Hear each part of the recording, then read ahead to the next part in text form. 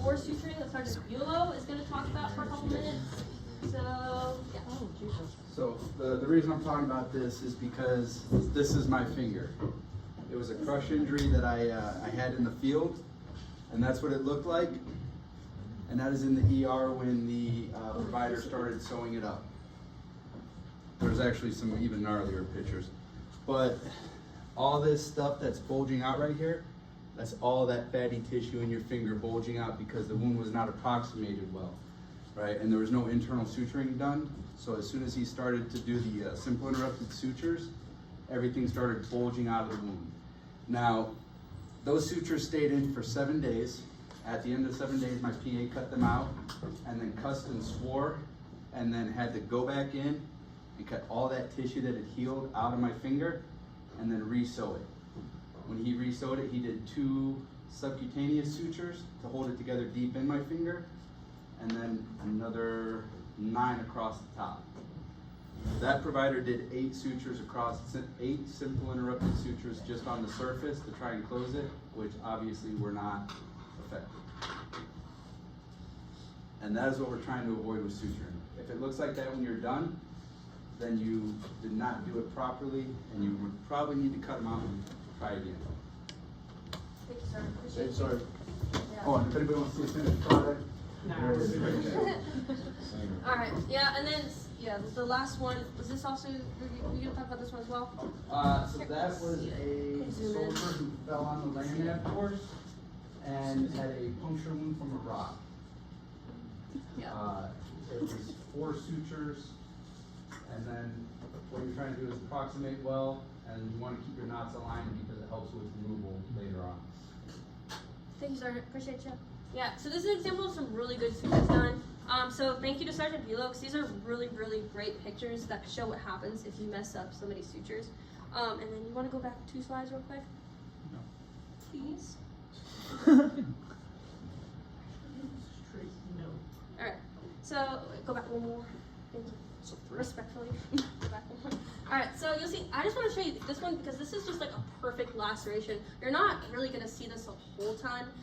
So you'll see the ones that are more like Sergeant Bulow's that are more rough. So it's going to be a lot more difficult than just this clean, simple incision. So I just want you guys to have that in mind. It's not always going to be that simple. All right, and then you can keep going. Where do you think we see the most suture injuries for military? What's up? What did you say? Yeah.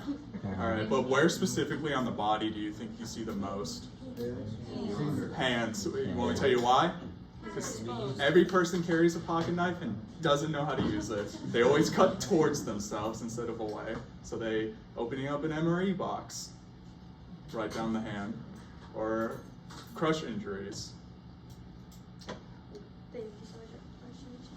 Go down more. All right, so aftercare, we're not going to go into suture removal today. That's going to be a more advanced class that we're going to do later. It's actually pretty simple. This is how you do suture removal. You don't need to use pain management, or hopefully you won't, as long as it's not infected. You're going to want to make sure you're checking for signs and symptoms of infection. You guys all know the signs and symptoms of infection.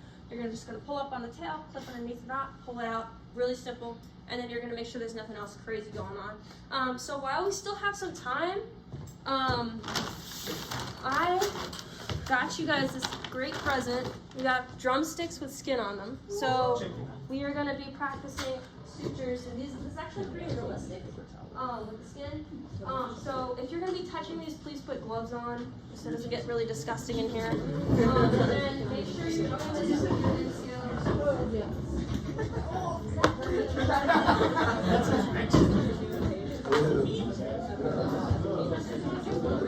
No, you don't have to touch the surgery. Who wants a chicken?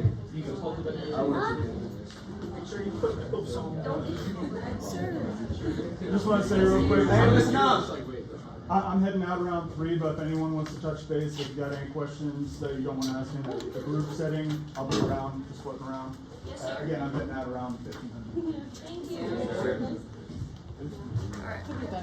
So go ahead and grab some drumsticks for your table.